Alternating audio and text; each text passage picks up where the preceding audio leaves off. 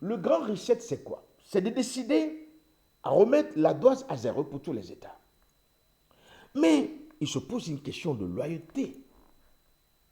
Parce que certains pays ont dû faire des réformes à l'interne pour pouvoir payer, pour financiariser eux-mêmes les process. Et il y en a d'autres qui ont trouvé des facilités.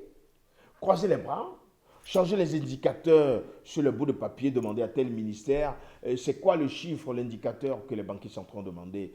Il faut que les indicateurs tournent au vert. C'est quoi le chiffre? On lui dit, mais écoutez, il faut qu'on arrive à 14 sur 20. Ben, ratatiner les chiffres pour qu'on arrive à 14 sur 20.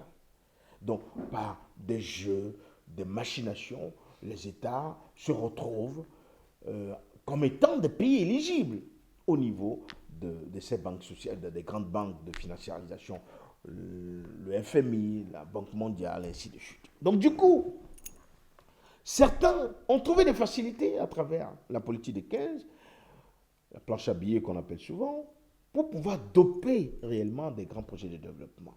Il y en a d'autres qui ont dû serrer la ceinture. Il y en a d'autres qui ont refusé l'endettement, qui ont essayé eux-mêmes d'appliquer des réformes à travers des prélèvements, des taxes. On crée l'émergence du secteur privé pour pouvoir collecter encore des taxes à la fin, pour pouvoir faire face aux exigences sociétales de la population. Mais quand on arrive à deux ratios, quelqu'un qui a fait un effort, quelqu'un qui a trouvé des facilités, je pense que nous avons, nous sommes devant deux acteurs dont un a dû faire des conceptions, un sacrifice énorme avec sa population pour ne pas aller trop sur la dette. Il y en a d'autres qui ont trouvé des facilités. Donc il est impossible aujourd'hui que des banques remettent à zéro la dose de tous les pays. Donc s'il est impossible d'arriver au grand reset, c'est qu'à un moment donné, c'est que l'endettement croissant nous amène finalement à un niveau d'endettement où nous serons plus solvables dans tous les secteurs de développement. Les États ne peuvent plus, quand nous arrivons à 80% d'endettement de notre PIB, ça veut dire que même nous sommes obligés de faire des emprunts pour pouvoir redistribuer. Et ce qui sera grave, il y a certains pays qui sont déjà rentrés dans ce rouage et pour payer l'administration, ils sont obligés encore de faire réellement des prêts obligataires au niveau de ces institutions bancaires. Vous pouvez imaginer des pays pour payer, pour faire face à l'insolvabilité, à la distribution administrative, sont obligés d'aller encore sur la politique des 15, aller encore prêter de l'argent. Donc, nous sommes véritablement à une phase finale de l'endettement où on ne peut que s'attendre à une refonte globale de la civilisation humaine.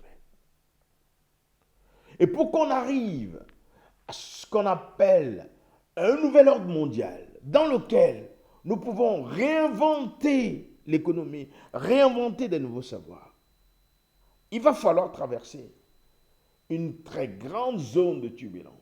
Et c'est dans cette zone que l'humanité se trouve actuellement.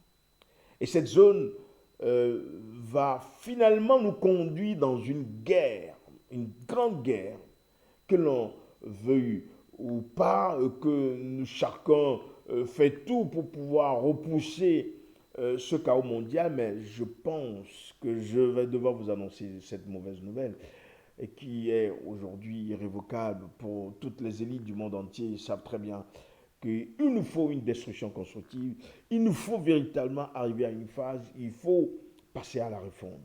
Et nous sommes en plein dans cette phase de destruction globale de toutes choses. Et ça va être une grande guerre. Je parle d'une guerre militaire, une guerre nucléaire qui se prépare pour détruire tout et reconstruire sur de nouvelles bases. Parce que cette nouvelle base qui vient sera peut-être un salut pour l'humanité. Ça va être une gouvernance certainement qui ne sera plus humaine, mais une gouvernance surnaturelle.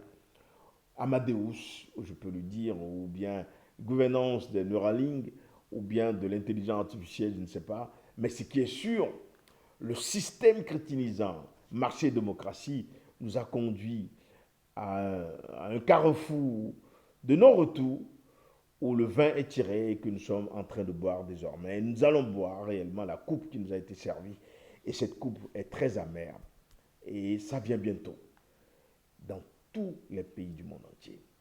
Nous pouvons déjà voir aujourd'hui à travers des diversions politiques, diplomatiques, des, des positions entre les deux puissances qui vont devoir s'affronter, la coalition OTAN et BRICS, cette guerre est inévitable aujourd'hui et qui aussi va toucher le continent africain, qu'on le veut ou pas. Et nous sommes déjà dans ce pipeline, dans ce couloir, où réellement nous voyons que certains pays africains ont déjà pris position, d'autres pour le temps, d'autres pour la coalition BRICS. Donc du coup, nous sommes en pôle, en guet-apens, on peut dire, sur le starting block pour démarrer cette lutte historique, cette lutte fratricide, cette guerre déshumanisante, parce que cette guerre qui vient va devoir toucher, va faire partir plusieurs milliards sur le continent, sur le monde entier. Donc nous sommes à la veille d'une grande guerre, compte tenu de la criticalisation dans tous les secteurs de développement, où nous ne pouvons plus faire demi-tour vis-à-vis de l'économie, vis-à-vis de l'éducation.